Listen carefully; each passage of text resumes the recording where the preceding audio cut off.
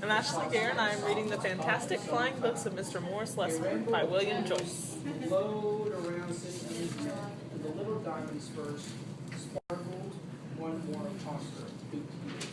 Thank you, ma'am, she cried. Morris Lessmore loved words. He loved stories.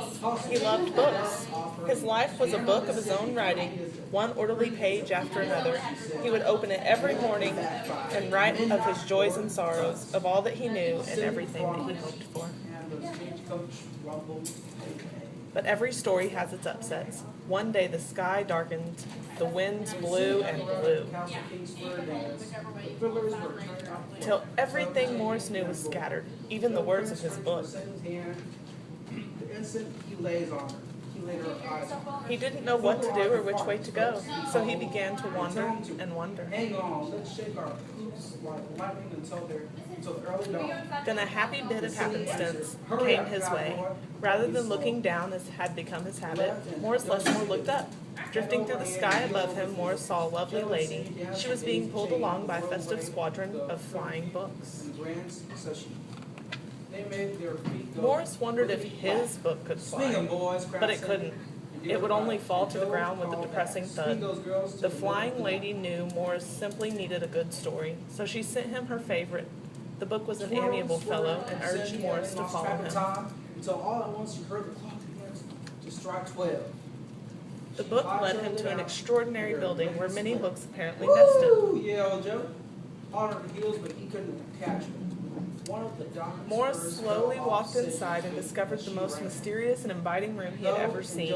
It was filled with the fluttering of countless pages, and Morris could hear the faint chatter of 1,000 different stories, as if each book was whispering an invitation to adventure. Back at the ranch, not a particular reminder of Cindy's. Then his new friend flew up to him and landed on his arm.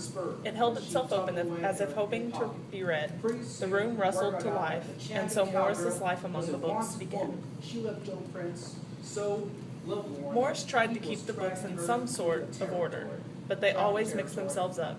The tragedies needed cheering up and would visit with the comedies. The encyclopedias, weary of facts, would relax with the comic books and fictions. All in all, it was an agreeable jumble.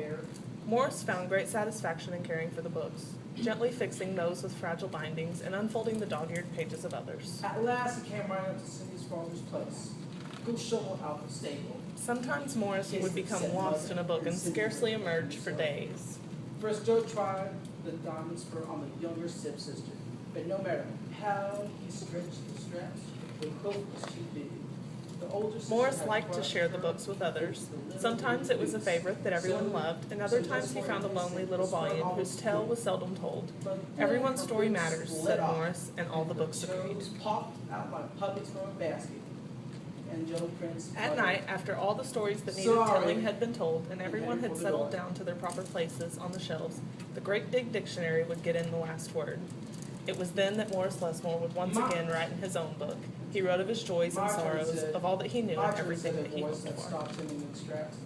It was Cindy Ellen, and altogether the days passed, so did the months.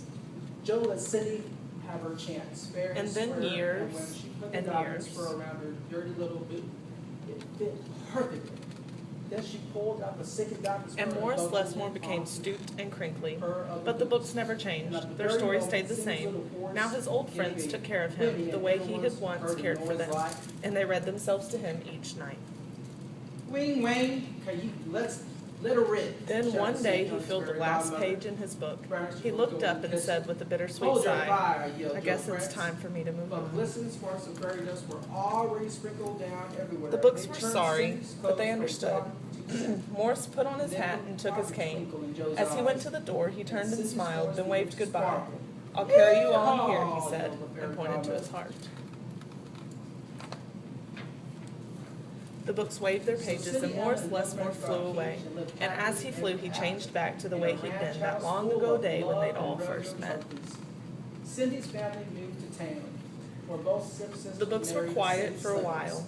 Then they noticed that Morris Lessmore had left something behind. It's his book, said his oldest friend. Inside was Morris's story, all of his joys and sorrows, all that he knew, and everything that he hoped for. Then the books heard a small, expectant sound. There in the doorway was a little girl. She looked around with wonder. Then something fantastic happened.